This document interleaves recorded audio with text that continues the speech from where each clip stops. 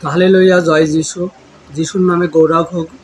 Old testament আমাদের কাছে একজন প্রশ্ন করছে যে ভাইয়ের বিবাহ ভাবিকে বিবাহ করলে মৃত্যু, নিঃসন্তান থাকা। আসলে এই ব্যাপারে আমরা যদি দেখি মোশির পুস্তক, লিবীয় পুস্তক তাওরাত, তো এটা বলা আছে।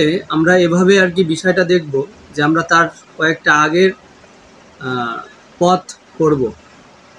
সেখানে বলা আছে, তোমাদের মাতার বোন বা তোমাদের পিতার বোনের সঙ্গে অবশ্যই যৌন সম্পর্ক করবে না, সেটা হলো গৃহীত আচার। তোমাদের পাপ সমূহের জন্য তোমরা অবশ্যই শাস্তি পাবে।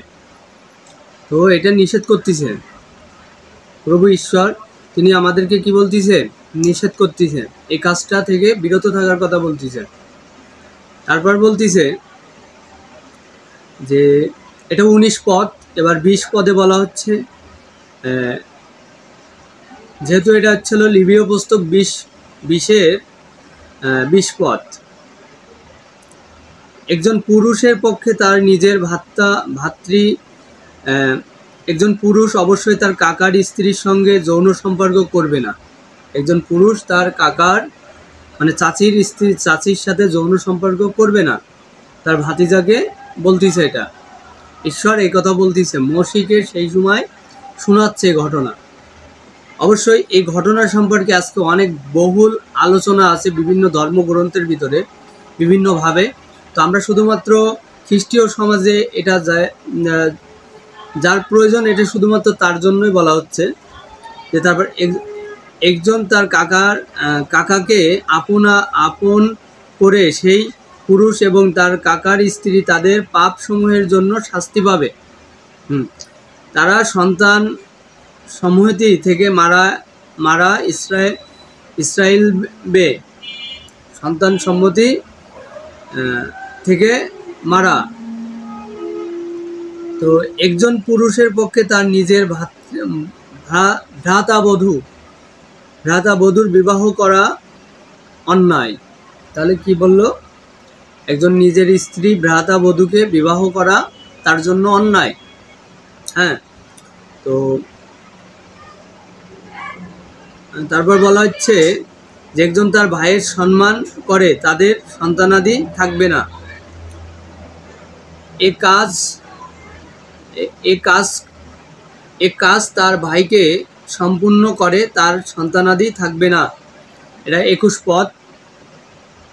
তো অবশ্যই মসিকে প্রভু ঈশ্বর এই ঘটনাটা তাকে জানানোর একটাই উদ্দেশ্য ছিল যে তোমরা অবশ্যই আমার সমস্ত বিধিসমূহ এবং নিয়মাবলী মেনে রাখবে। তোমরা কি করবে?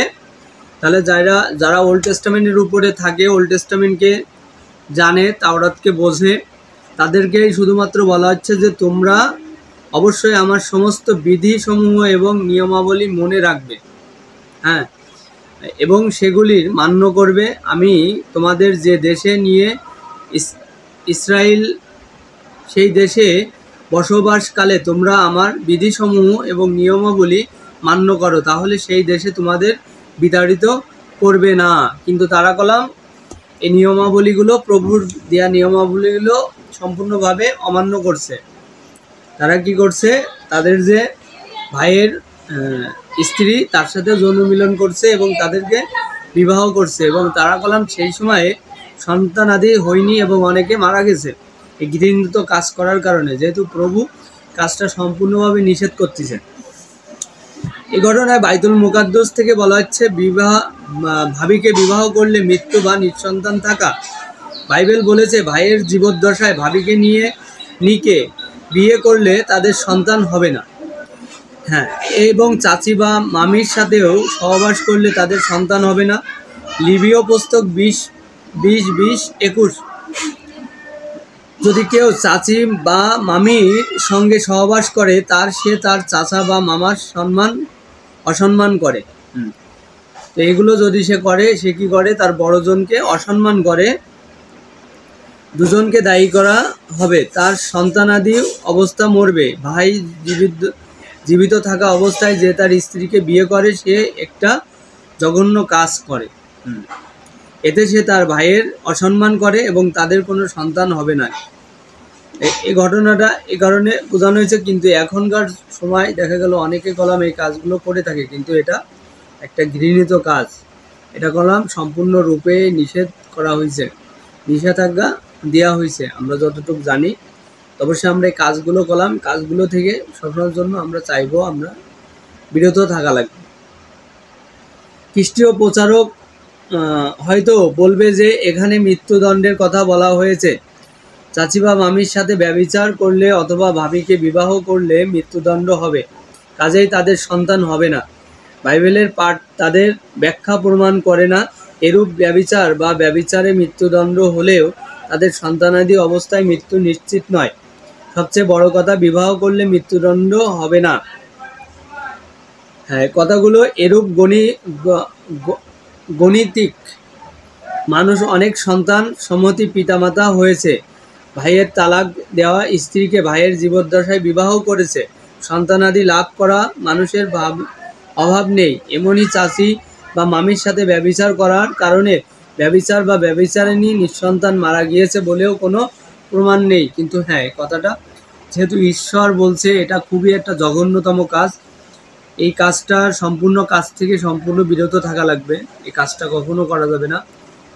যদিও ভাই যদি বেঁচে থাকে, তার স্ত্রীকে কখনো কোনোরূপভাবে বিবাহ করা যাবে না। এটা সম্পূর্ণ ওল্ড টেস্টামেন্ট এবং লিবীয় পুস্তক, মসির পুস্তক থেকে বোঝানো হচ্ছে। অবশ্যই আমরা এই কাজ থেকে বিরত থাকবো।